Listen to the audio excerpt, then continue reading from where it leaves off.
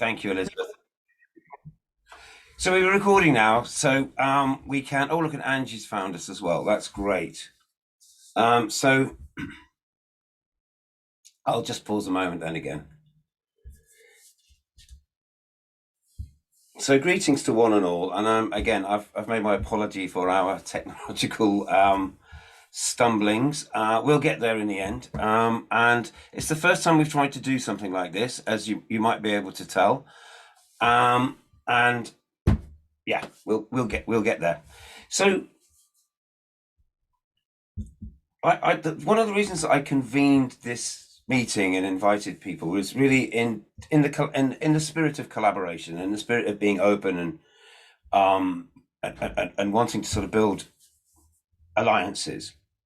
And what I felt for the last 2 or 3 years for Sector 39, our permaculture work, is it's been really interesting, and it's been really accelerating in all directions. But I also sort of have a feeling of I have no idea where it's going. It's sort of like yeah. And so the more that I thought perhaps I share, sort of share the journey that we're on and where we're going, and the more perhaps people can think about how they can sort of fit in with that, and how we can all work together. So, and also aware that some people don't really know who we are and what Sector 39 and the funny name and all of that. So I just thought I'd like to just flesh out on some of that and tell just a tiny little bit of backstory. But I mainly want to talk about what we've been doing in the last couple of years.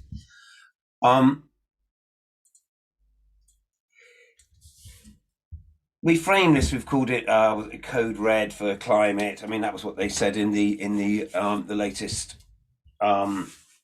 IPCC report. And I just thought I'd put this graph up just to contextualize what we're talking about. This is the Paris Agreement. This is what every government in the world has signed up for, what we're supposed to be doing over the next 30 years. And the first thing is the red line is our global emissions of 40 billion tons of carbon a year, and we got to get that to zero as quickly as we can. The Paris Agreement is over a 30-year period. So it's like the long emergency. It's like we are locked into 3 decades of having to accelerate change and drive down emissions.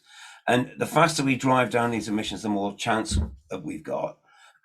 But also we're never going to get it to absolute zero. So we're going to have to find other ways that can create this net zero, is what they're talking about. But also land use and farming, this grey line here, has to change over the next 2 or 3 decades from being an emission of emitting 5 billion tons of carbon to sequestrating away something of that kind of size. So, and this is sort of what we mean by regenerative culture and regenerative economies and regenerative farming. Is we mean sets of processes that stick away more carbon into the ground than they release, because that's what we've got to do. That's what we've absolutely, we've signed up for. So just there, that's the background of what we committed to having to do. These are the global targets. So permaculture is a very, very interesting thing. And I think that it's going to be one of the most useful tools that we've got, certainly to move to a sort of regenerative state, a regenerative culture.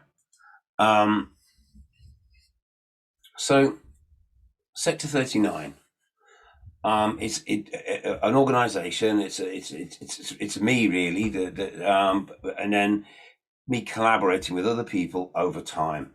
And it's sort of starting to become a network of its own, and we think there's a lot of potential here. So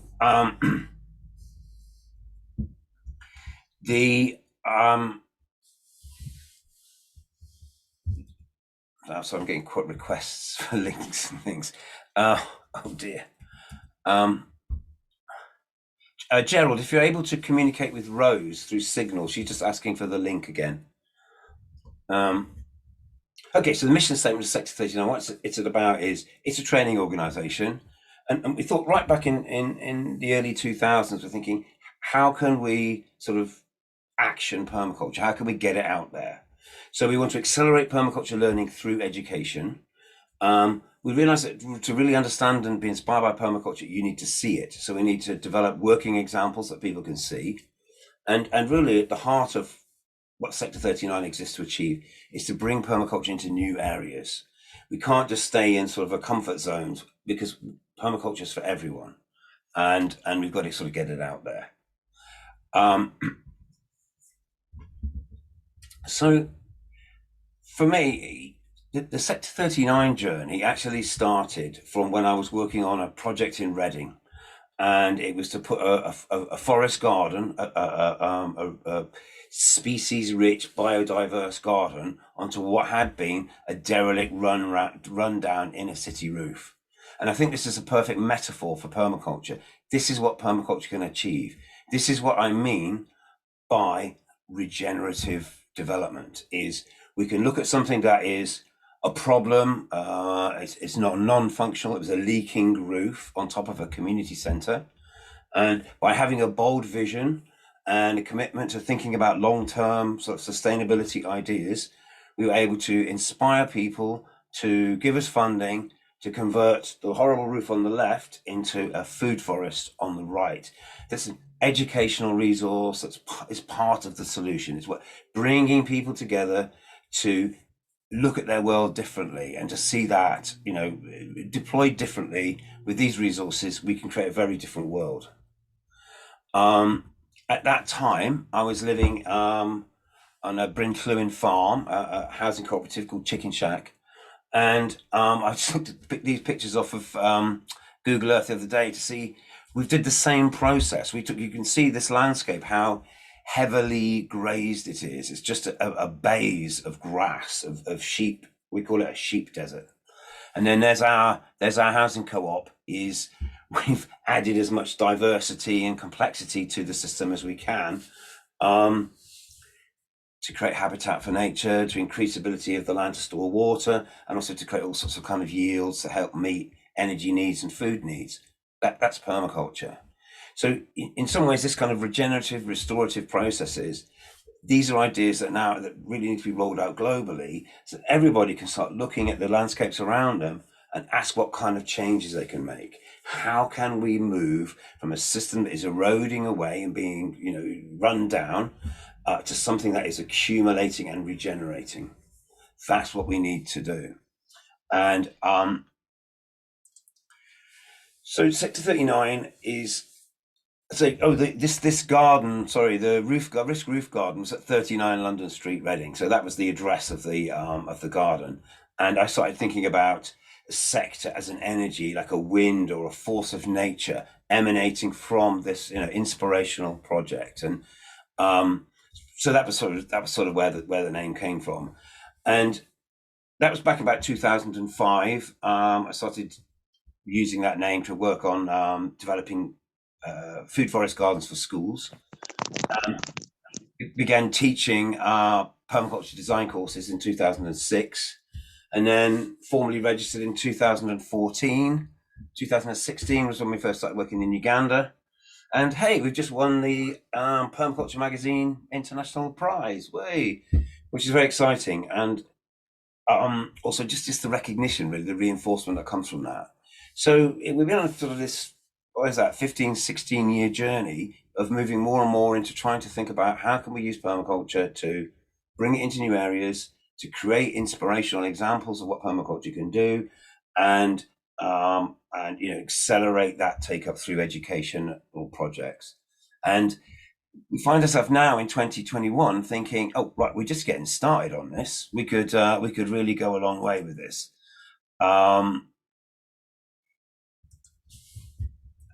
But so we really kind of at the beginning of our journey, not the you know. Now is not saying remembering our Paris climate graph. Now is not the time to be relaxing and patting ourselves on the back. Now's the time to know that we've got to step this up. We've got to accelerate it. And again, with the title that Gerald and I came up with was, you know, Code Red for climate. It is a green light for permaculture. We've got to sort of all systems go. Are we waiting for any more? You know, do we need any more evidence or whatever? So yeah, there's our training team. In 2018, we were working up in Bidi Bidi refugee settlements.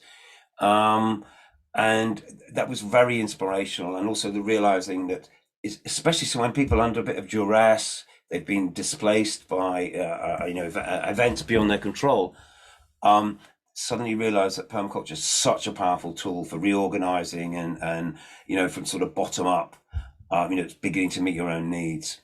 And there's a meeting from 2018 of our team members in Kampala. Just to sort of give a sense of who we are, and it's this sort of network of people that we've touched and worked with on and off over these years. And I think the basis to do a lot more. I found this quote just as I was putting this presentation together. Regenerative agriculture is not only about regenerating soils, it's about healing relationships, healing history, healing the people who still languish in the shadows of the legacies of colonialization. I mean, to think about how we've all been affected in so many profound and different ways by this extractive, exploitative, sort of prevailing mindset, which is what's driven us to the brink of this climate and ecological problem. So let's not, have to put it into a wider context. So there's a little bit of history of the road traveled, but I'm much more interested in talking about sort of where we're at right now, and where we might go next, and also begin to open out a bit more and think about how we might more collaborate. So in 2020, 1st of January 2020, we started a new project, which is part funded by Arkleton Trust, and they support the dissemination spread of information. And that's been a very, very productive partnership, and it's given us a kind of a 3-year sort of trajectory to think about. This about linking together, really building on the work we've been doing in East Africa. And I've been logging all that work on the academy.sector39 website. So let's start a bit closer to home. I live in the Welsh borders, and just down the road from us, actually just inside in the England side, is a place called Trevlack Farm. It's a 100-acre stock farm. And I ran a permaculture design course there in the spring with Elizabeth Westaway, Dr. Westaway there in support. And we started thinking about so I've been teaching on and off of permaculture at Trevlack Farm for about 10 years, and it's totally influenced the way that they think as a farm. And it's given us a chance, if you like, to bring new elements and to the farm, and they're constantly absorbing and trying out new ideas. So something that we want to bring to them was soil testing and thinking about the long-term impact of we'll talk about that in a second, but now we're going to want to do some proper soil experiments. We want to really understand what we're doing that much better. And what's so great about this little thing that we're doing with Trevlack is it brings together a really nice partnership of the farm itself. They have a community interest company within the farm that reaches out to different sections of the community there. Sector 39, that's us. We also then joined with Dr. Westaway with the Griffin Network. I'll touch on that. They're doing really, really interesting research into growing real food for nutrition. Like, what if we thought about growing food for its nutrient value rather than for its weight in kilos or its saleable value?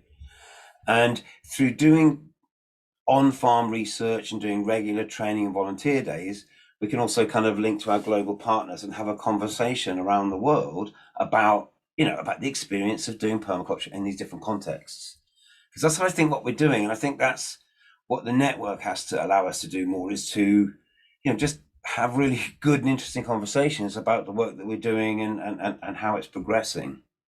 So it's really great to ground your work in a reality. So Sector 39, Trevlack is a stock farm. You can see some of their pigs. They have cows as well. That means they have a lot of manure, and that means that we can make a lot of compost. And we've got then the sort of the building blocks then to do really good organic growing and some sort of intensive growing, which we really hope to learn from. And saying back to this part of the mission statement of Sector 39 is to demonstrate these ideas. You've got to see them, and then it becomes much more real and tangible. So we're building this lovely mandala garden. We're inspired by a place in France as it did something similar, but we're doing it for that kind of soil research. We want it to look good. We want it to look iconic. We wanted people to come to the farm to go, oh wow, that looks different, and to have an impact. And it's and it's another lovely way to engage with volunteers and community to involve them in developing and working with the garden. So I was there this morning, even. I was looking really nice, and it's coming together. And part of the idea is, you might be able to see from that picture, is, but one half of it is not going to be dug. We're doing the complete no-till, no-dig method. And on the left-hand side, we've dug it and forked it over. But we've also got interested in the biochar thing, and I think biochar is an enormously important technology. It's going to be part of that 5 gigatons a year target of sequestration through land management and biological processes. I think there's no instant solution to climate change. We know we just have to go to zero emissions as quickly as we can, but we also need to do sort of biological sequestration. And one of the best ways of doing it, well, we're finding out and we're researching, but biochar seems to be a very, very powerful tool. So we all kind of know what charcoal is. But charcoal, we usually imagine like big lumps of it that we can use for cooking or something. Biochar, we can pyrolyze almost any kind of organic material. Here we're using hedge trimmings, and we're using intense heat to drive off all the volatile gases which are burning, and then just before the charcoal itself starts to burn, we put it out with water, and then that gives us a pure crystalline carbon substrate, biochar, which we can then mix in with compost and use soil building. And essentially, we're stacking carbon back into the soil. Carbon in the air is a problem. Carbon in the soil is an asset. And using what the Griffin network have introduced us to, this amazing refractometer, you can squeeze the sap out of any plant that you happen to be growing or happen to be interested in. You squeeze the sap out, the juice, and drop that on the lens of the refractometer, and you get a reading. And the basic principle is you're shining light pointed at the sun or pointed at light. So as the light shines through the sort of the sap of the plant, the more syrupy it is, the denser it is, the more that bends the light. So you can actually get a reading on your Brix scale, which basically is telling you the percentage of the sugar in the sap of the plant. And what's so interesting with this is it actually tells us about the quality of the soil. And not just the quality of soil, but of the microbes within it. So our theory that we want to test is, if we add compost and biochar to our soils, we're creating much more habitat for soil microbes, and therefore those soil microbes will be more active and build relationships with the plants, which ultimately means the plants will be more nutrient dense. Now, this is a bigger, more complex thesis to go into. But it's really exciting to be doing what feels like cutting edge research. And here we are. The farm have actually they've done up an old sort of garage building for us, putting in some lovely doors and so forth. And ultimately, we'll have a classroom. It'll be a multifunctional space, a farm shop and event space. But also this idea of bringing education and research and food growing and all that stuff together. That seems to be what's happening at Trevlack Farm. And I think that that's going to create a real sort of anchor point for the sort of Sector 39 work, or this permaculture work, anchored in our own home community. So there's the first sort of part of this world that we seem to be knitting together, or helping be part of. And of course, we have our friends in Kenya. Since we've been teaching our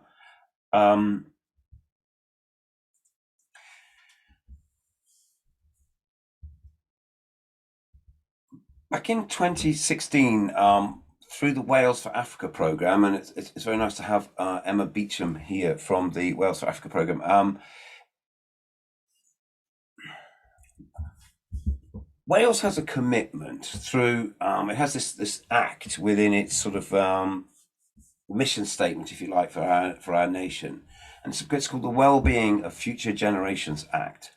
And it means that all of our actions and our development and things like that, we should need to look through the framework of how that will impact on future generations. So it's our long-term thinking, which is about, again, sustainability and regeneration. And within that, there's also a part about our commitment to, the rest of the world and global relationships. So within that sits the Wales for Africa program, and they give out very small grants, but they're like little seed grants that help build relationships between Wales and Africa, as it says on the tin. But it's really worked, and I think that sort of cultivation of those links and over time has sort of helped knit people together.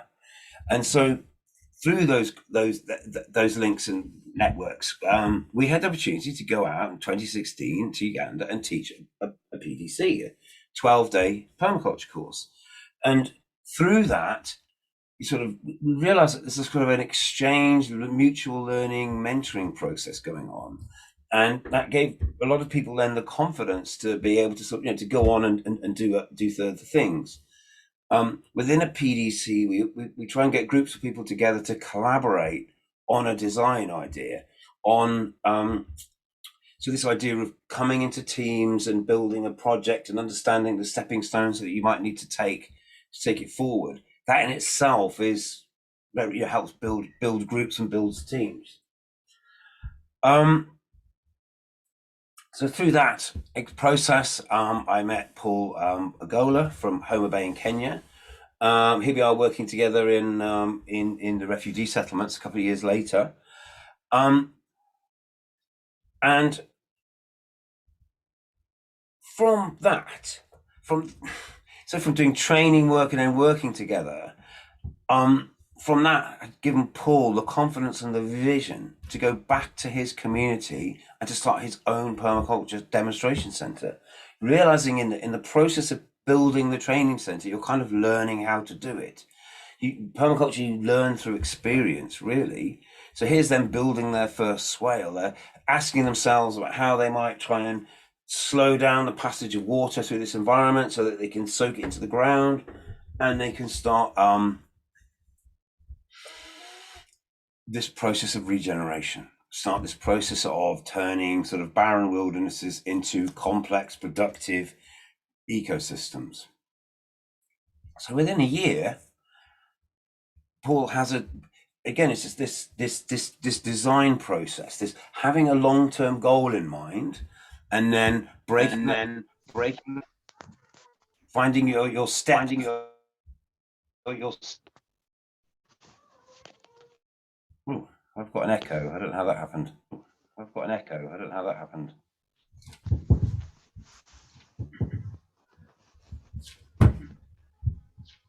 Sorry. Okay. Sandy needs to mute.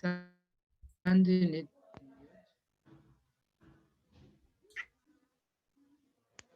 Oh, come on. Excuse me a moment. Let's just come.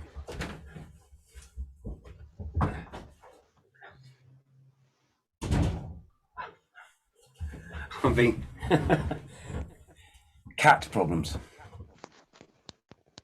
Okay, so just this idea of regeneration and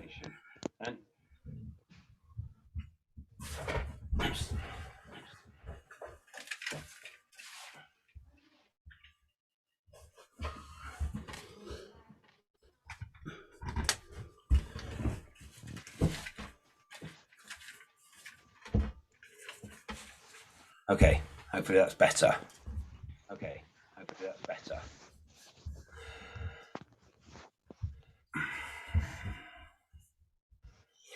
So Paul's created a demonstration environment that then itself becomes educational. It becomes a learning environment.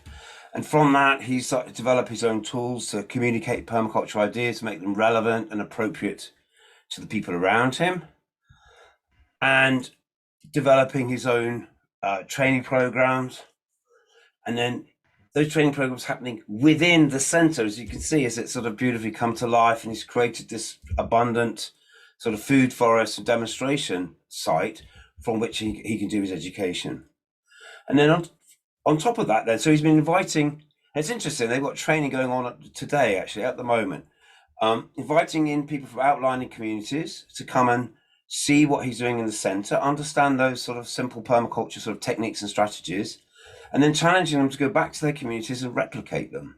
And this is a wonderful community garden that's been developed over the last year by people who did their initial training in the Permo Africa Center with Paul, and then they've gone and replicated that out in their community. And Paul's reached like 40 different villages, I think, in the last 3 or 4 years. I mean, it's having an amazing impact. This create a demonstration environment, then itself becomes educational. It becomes a learning environment.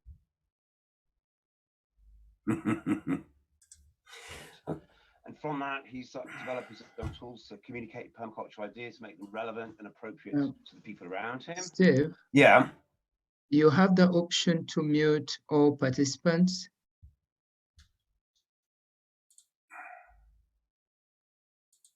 Because I think it's the feedback from one of the participants. Yes. Oh. Yes, please. It should be right now.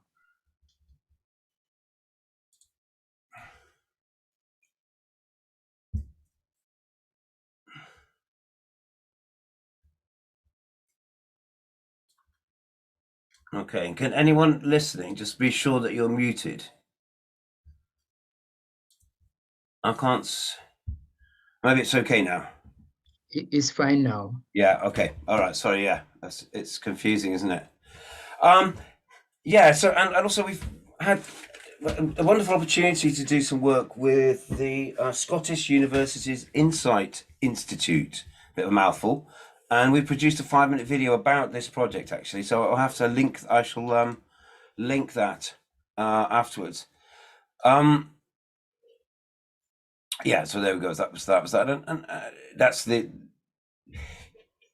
We've had an opportunity by teaming up with this SUI, Scottish University's Insight Institute, to do a series of 3 presentations about the sort of the demonstration and training hubs that we're partnering with and developing in East Africa. And I'm just going to quickly mention a couple more things in the UK, though, because Sector 39 is based in the UK, and a lot of what we're learning from and inspiring from is the work that we're doing locally. So I just want to jump back from Kenya back to Wales, and there's a wonderful project that's started to happen over the road, 4 miles up the road from here, and they're calling it Dolith Gabaith, Meadows of Hope. And the idea is, again, is looking about how can we transform landscapes to be climate resilient, to hold much more water, to stack away much more carbon, to create habitat for wildlife and biodiversity, all those things that we saw in the Paris Agreement that we need to be aiming for.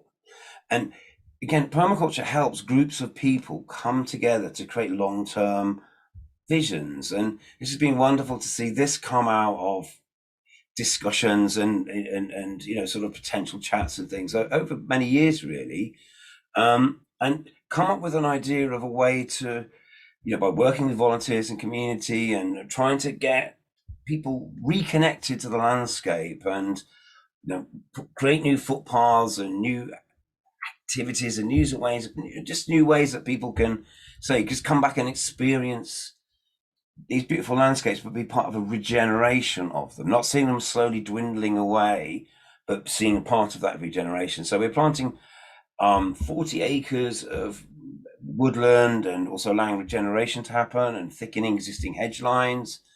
And I think it's kind of a statement of what we want to see happen, and an invitation to see, from other everyone around the world, to see that you can do these same kinds of things and these same kind of approaches.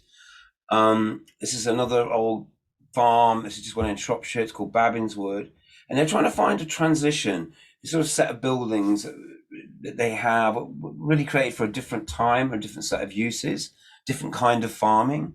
But maybe they can be broken down into, startups for businesses, or different little sort of live and work units.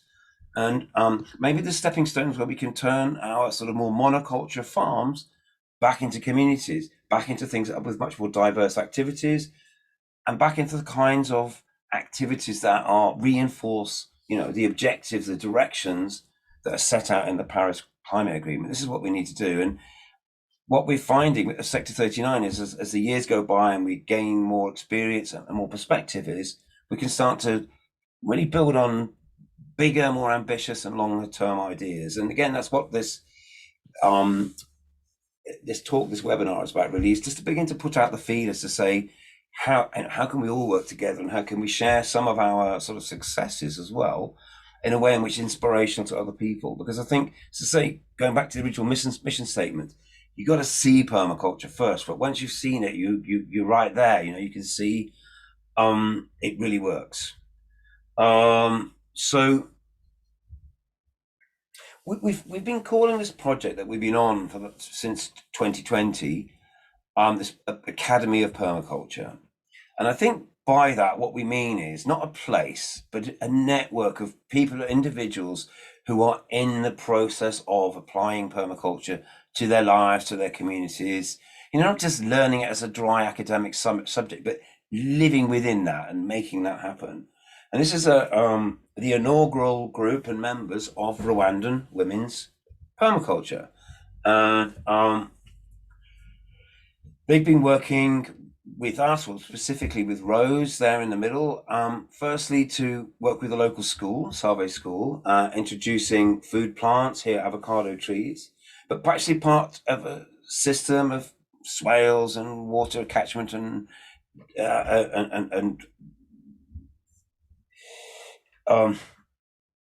water management, rainwater management, in what is a steep upland environment where schools are being built without too much sort of thought about the long-term impact on the landscape.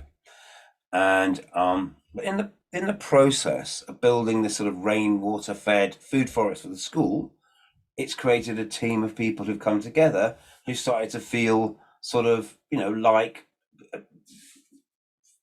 feeling solidarity and feeling sort of like longer term objectives.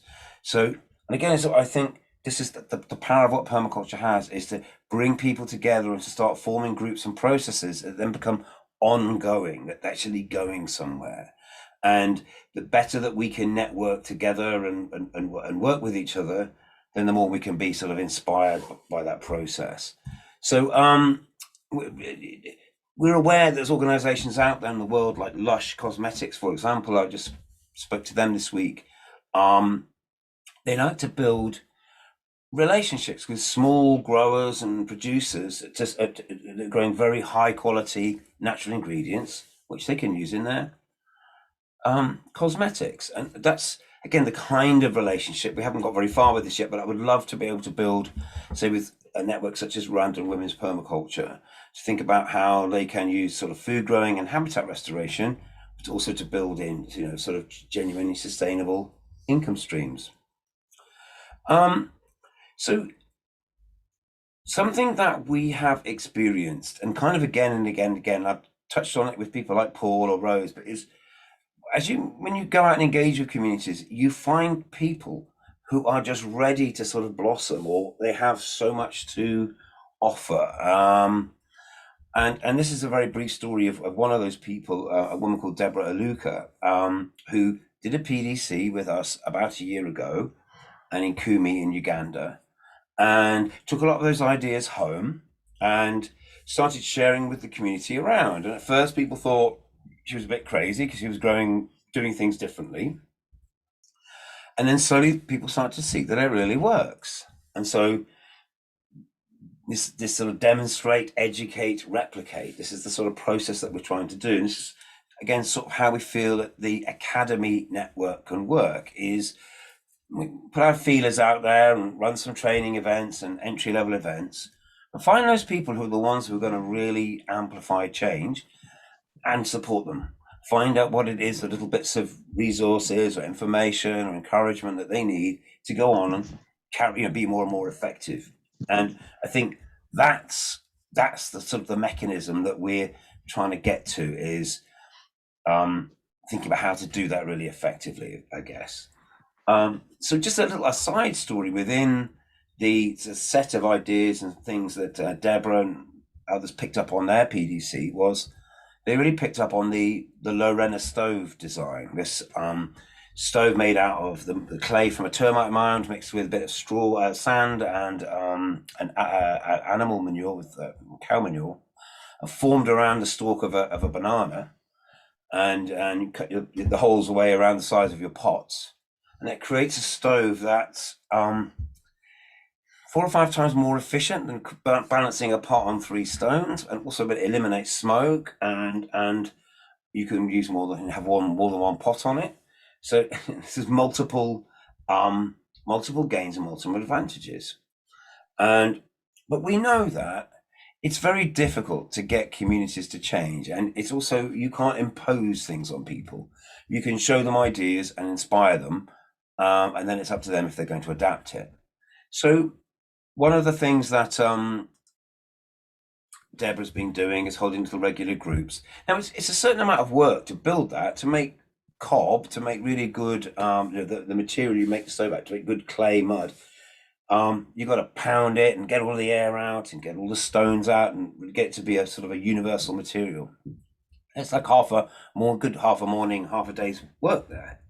But for a group of people, it's not so bad, and they can do it within a couple of hours. And so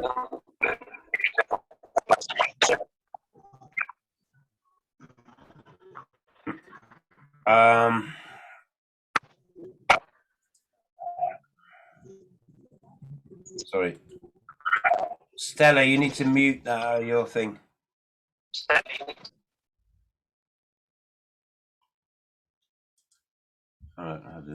Okay. So in a recent conversation with Deborah about how she's managed to promote this energy efficient stove in their community and how successful that's been, she talked about how groups of women have been coming together to work to build a stone at one person's house, and then to move on and build a stove at another person's house. They've been going around the village, and that's been an ongoing process. So I said, well, that's really fantastic. That's really interesting. So how big is your community? And she said, oh, it's about 400 homes, 400 houses, 400 families. So out of those 400 families, how many have taken up on the stove? And she said, oh, 400, 100% take up. And it's like, that's something that never happens. I mean, that's extraordinary. And I think that's, again, another thing that we've been really thinking about is, it could be so exciting, so interesting to be able to create a sort of a shift in a particular area where the predominant methodology of what people are using is permaculture. So rather than having these few odd, demonstration things that are doing things differently, is what would it take to flip an area where almost everyone was doing the same thing? And that's starting to happen in parts of Homer Bay, around where Paul Agola is working. It's starting to happen in and around in the Kumi Teso district, where people like Deborah and others are working. I mean, not just to name check one person and give them all the credit. This is happening across this whole network. But I just think these individual stories really bring it to life. And here's another picture just popped up of Ali Tebendeki in Natete, outside Kampala, and he's just another one of those people who's just very inspirational and very good at mobilizing the people around him.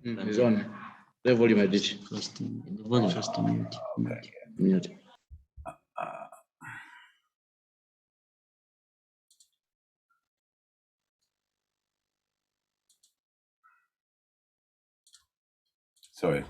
Yeah, okay. So that's it, really. I mean, I'm constantly thinking about how to take this further forward. So we're hoping we've still got another year left of the funding with Arkleton Trust. We want to go out and do a couple of PDCs, one in Rwanda, one in Uganda, to sort of cement the sort of training of trainers idea, to build on the experience that the people there have been achieving, and also not knowing exactly when we'll be able to go out there again because of all of the complexities of that, and obviously travel has a big carbon footprint. And I've sort of come in a whole circle. Is I originally trained as an economics teacher. I was always interested in sustainable development. That was always my subject. But when I actually did teacher training, I did economics teaching, and I sort of come whole circle now, really starting to think about what was economics of permaculture look like, and I think there's some wider ideas and things within all of this that I think really want to be explored, and I'm kind of moving towards doing that as an area of interest as well. Just we've been inspired by so many people along the way. This is the work of the East Timor guys in this, over near Australasia and Indonesia. They've put out the Tropical Permaculture Guidebook, and again, just a fantastic example of collaboration between first world and third world, and just showing what's possible. So that's the sort of the main bit of my presentation, and what I hoped to do was just to use that to warm people up a bit, and to get us all to think about it's a very, very powerful set of tools with permaculture, and permaculture is a very organic thing. It's happening all around the world, but there's no real leadership. There's no one in charge of it. It's sort of finding its own way, and I think that's a good way for to go about things. And I'm very interested in the idea of consensus, and I'm very interested in the idea about how by coming together and agreeing about core things, we might be able to sort of work together collaboratively to affect a much more significant change. So I use this model in teaching, just something I found I really like, that to think about permaculture as a consensus building tool. It's because to be able to make long-term powerful commitments, we've got to really agree with each other, and it's hard to agree about sort of details and stuff, but the core values that motivate us at the heart of things is, I think that's the thing that we need to identify. And permaculture has these ethics and principles built into it. And I think if we, through educating ourselves and learning about the implications of what those ideas mean, that's a very powerful thing to agree with other people about. It's a very powerful thing to have a consensus about. And so with permaculture, it creates a set of values that maybe can bring together people in which we can start to identify long-term goals. I mean, like the Paris Agreement, but to break that down into things, to think about. So I've thought a lot about how we can apply these ideas locally in my village in Llanrydder in Wales, where we've created housing cooperatives and community gardens and things like that. And how can I achieve that through my world of work by building relationships with the farms and landscape regeneration projects? How I can help spread permaculture on a more global level by forming relationships and friendships in Uganda and Rwanda and Kenya and so on and so forth. So from our values comes long-term goals. So I think it would be really interesting for people who are interested in this, committed to these ideas, to start identifying what those are. We can break our long-term distant goals into strategies, into stepping stones that help us get us there. And then from that, we can actually then break that down and see what the little steps are going to be that help us achieve these long-term strategies. And then then it becomes more obvious about the actual resources and the things that we need to do that. We can't, I don't know. I mean, have you write a funding proposal? You doesn't start by asking for money. It starts by identifying the goals that you're trying to do. So I think that's what I'm inviting us to try and think about more strategically, especially anyone who's already involved with Sector 39, but also, to think about how that might work going forward as well. So I don't know how it's going to work, but we'll take a little break for a few minutes, and we'll try and put you into breakout rooms. And we thought it'd be interesting to discuss on, chat with each other on one of three topics. And in fact, we can, again, it can be quite loose, but as networks, how we build on our own sort of networks of connections. Enterprise, as in how can permaculture generate some of the resources that it needs itself through trading and so forth. And of course, we're always looking for external resources. And again, through collaborative work, building long-term goals, we ought to be able to be more successful at accessing funding. So I think each group could look at all three of those, but we might try and put you into three groups, and we'll start looking at, well, group one will start looking at networks, group two will start looking at enterprise, and just as a theme for discussions. Well, allow you to have 5 minutes break, and I think I need 5 minutes just to calm down from the stresses of the technology, and we'll pop you into groups. So I'll do field chat and question now. I'll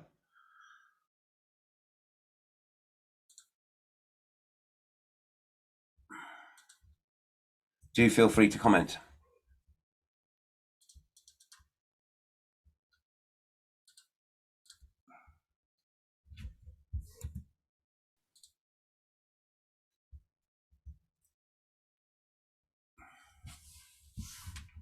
Gerald, over to you.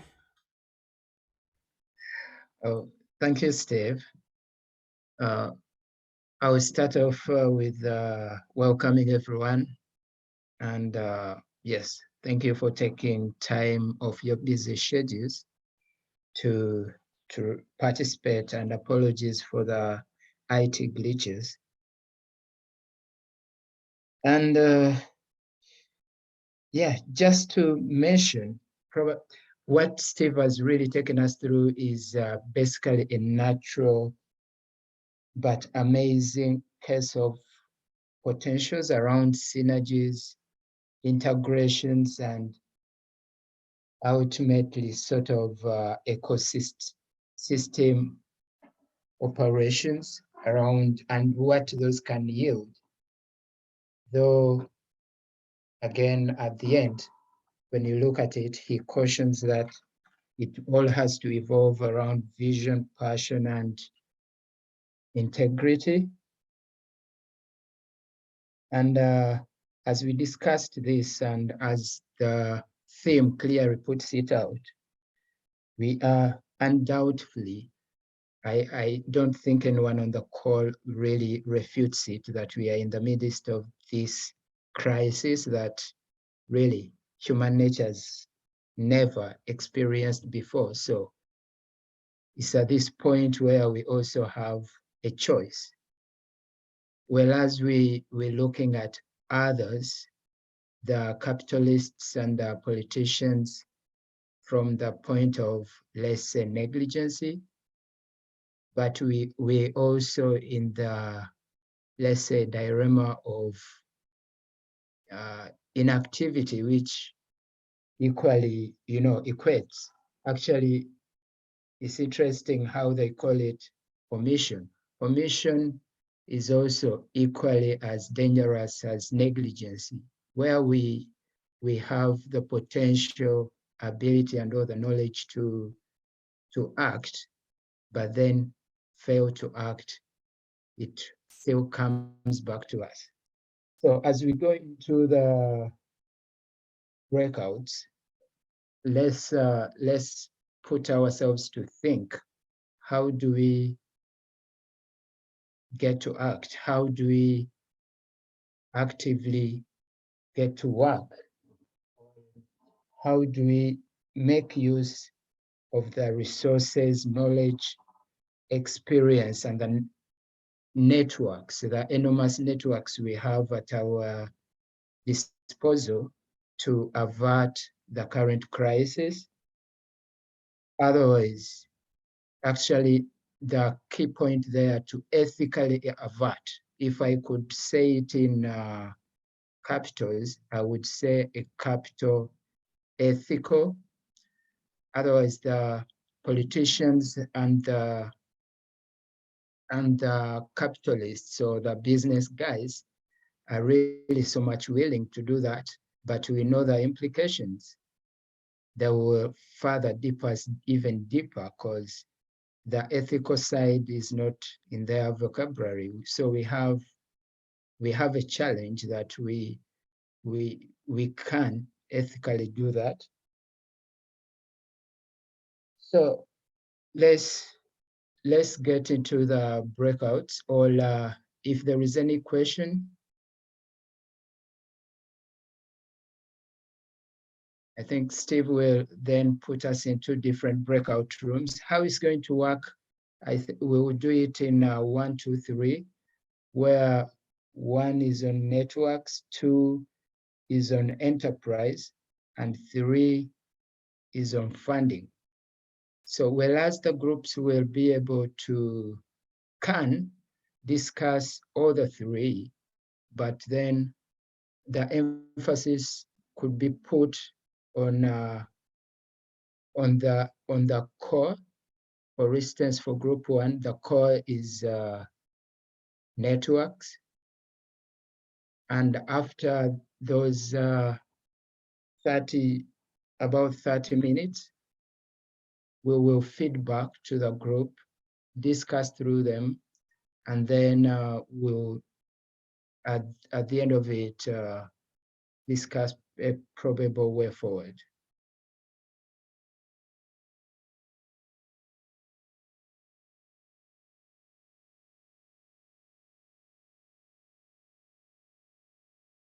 As we wait for Steve to come back on, any questions?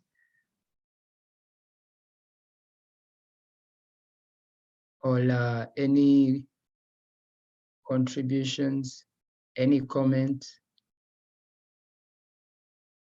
I've been keeping my video off, sorry, to try and reduce on the bandwidth with this, requirements for our participants from Africa. Yes, Gerard? Yes, Godfrey, great to see you. Nice to meet you too. I'm happy to hear from you. It has been quite long. Okay. The time check right now is 12 minutes past 6 here in Uganda, PM.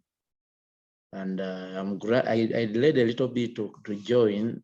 Technology sometimes boosts some category of people.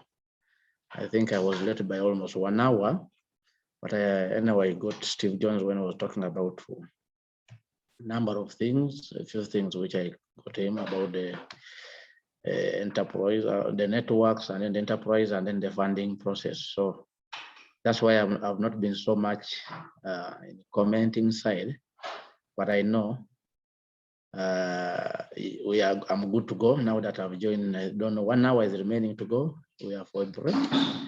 Otherwise, I'm so happy to hear from you, to hear from gentlemen from all over the world. And here at Happy Home, the comment I can just have to say is that we are going on with the permaculture, and the training we had it last year, it was really going on well. And the members are slowly and steadily getting along. And at Happy Home at the same time, a number of changes have taken place, and I believe and hope so that we are good to go. I'm very happy to see you. Thank you. Thank you, Godfrey. For those who are meeting Godfrey for the first time, he's one of the pioneers and the people taking a lead on the project in Kumi, what Steve has been mentioning. Yep. Thanks, Steve. Thank you, Godfrey. Over to you, Steve. Yeah, I'm just greetings to Godfrey. Very excited to see you, very pleased to see him there. And I'm just getting all the frustrations of. Yeah, I'm excited. I came in a little bit late, Steve. That's okay. But yeah, I was a little bit challenged with connecting to you. Thank you. It's the whole thing's been a little bit challenging, but we are making progress. So I think we realized this would be a bit of a learning curve for us. Yes. But I actually would like us to, I think it would, I don't know how, it would be really interesting to do this with a bit more regularity, and maybe we'd get a little bit more slicker at doing it.